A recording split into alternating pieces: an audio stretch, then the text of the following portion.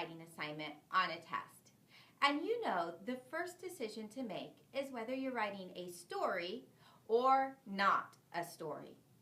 We've been spending some time talking about if we're writing not a story, how we would do that.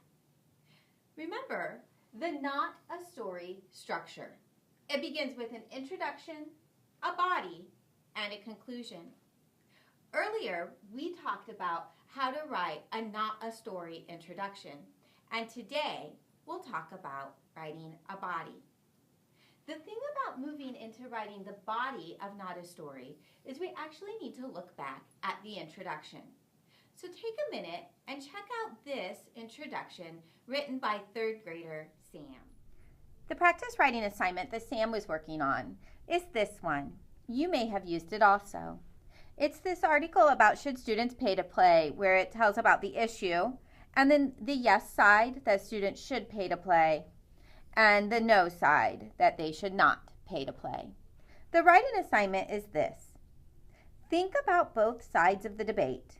Do you think schools should charge students to play sports? Write an essay that explains your opinion on this topic using details from the story. And so in this case, we know that we're writing not a story, we're writing an essay. So take a look at what Sam did when he practiced. He used the imagine lead. Imagine being a kid. You love to play sports. Maybe your favorite sport is soccer. If you're like me, you love to play soccer. Imagine kicking the ball in the goal. Everyone is cheering you on. So Sam stretched his beginning, his introduction, for several lines. Look how he used what characters are feeling, what they're doing, the moving, and the talking. Everyone is cheering. Then, just like we learned, after this imagine lead has went on for a few lines, you write your big idea. And so Sam's stance is this. Students shouldn't pay to play.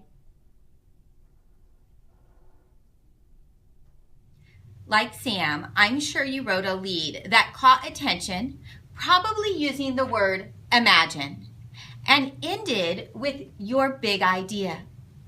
Now, the big idea is important for the whole rest of your not a story.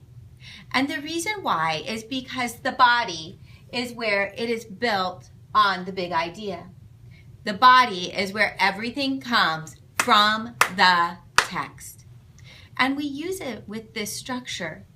One reason, another reason, one more reason. So let's return to the writing assignment that we were using the other day inside the United States Mint. And here's the assignment that I was completing. Write a persuasive essay to the teacher about why it would be a good idea to go on a field trip to the U.S. Mint. And just like Sam, and probably just like you, I wrote an introduction that started with imagine. And after a few lines, I wrote my stance. Now I'm ready to write my body. Let's take a look at what Sam does when he gets ready to write his body. He uses the words from the chart. One reason, and then he puts in his stance. Students shouldn't pay to play is, and then he writes a reason from the text. So what Sam is doing is this. He's writing one reason, then his stance, and the word is. We can do this too. So on my writing assignment, I drop down to the next line and make a new paragraph, starting with one reason. And now I'm going to write my stance. Only as I write it, I realize that it's not going to work in my sentence.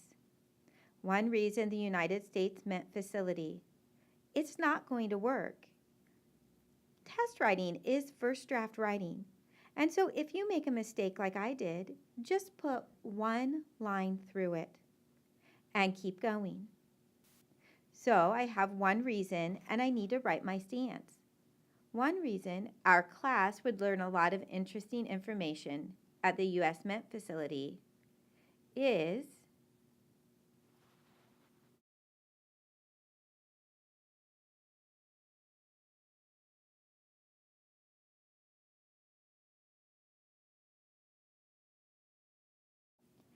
And now I go back and look at the text because we know our answers are going to come from the text. Take a minute as a class to look back at the text and talk about what some of the reasons could be that we would learn a lot of information on a field trip to the U.S. Mint.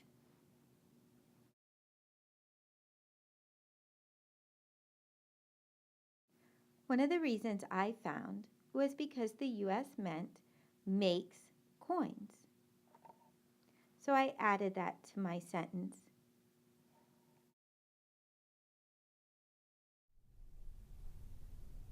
After we finish writing about this one reason, then we can write a second body paragraph. The structure is the same. Another reason, your stance, is, and then you return to the text to find another reason from the text, and you make a paragraph about it. You can do it a third time. One more reason, your stance, is, and then a reason from the text. This is how you would complete a not a story writing assignment on a test. Happy writing, everyone.